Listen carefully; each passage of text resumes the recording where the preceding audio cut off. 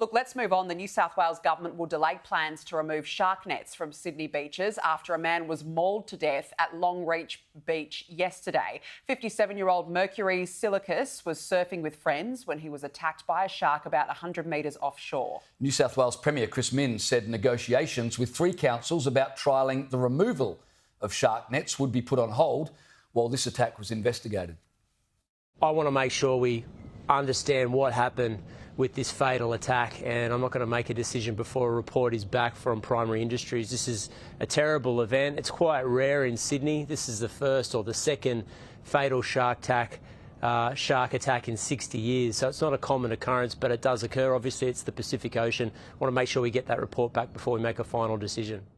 James, this is just awful. Obviously, we start having a few hot days as the weather heats up, and this has happened already. It's awful, and this man was also a father, and today is Father's Day. Yeah. Look, I do agree with Chris Minns' assertion that we need to halt that delay in removing the shark nets because they need to find some sort of an alternative.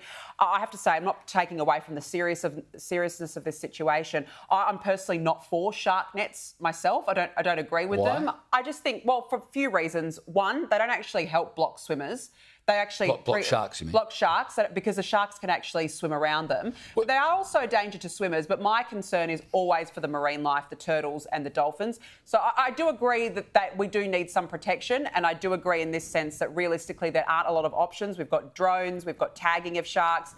I'm just not 100% for the idea of shark nets. But it's not quite true that they don't stop sharks. The Sydney Morning Herald reported 24 dangerous sharks. That's bull sharks, tiger sharks and great white sharks. 24 were captured in shark nets last summer. That's 24. No, I do 18 agree. great white sharks were caught in shark nets.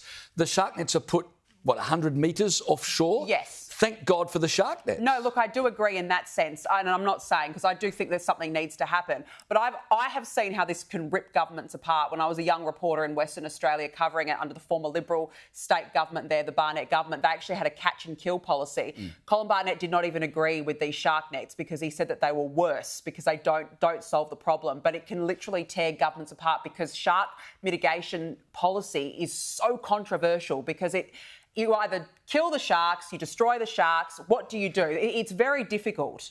You said they don't solve the problem. I agree with you on that, but we don't have any silver bullet that solves the problem. You mentioned drones, no, we don't, but surf lives. There's a whole range of measures. They should employ everything they can, including shark nets. And if some dolphins get caught up in it, that's terrible. We all love Flipper, but human life is more important. Well, there was about 233 animals caught in the nets over the past 12 months. And I do agree that, again, the shark nets are the best solution that we've got. And here in New South Wales, they're trialling all sorts. They're trialling drones, trialling they're trialling shark tagging.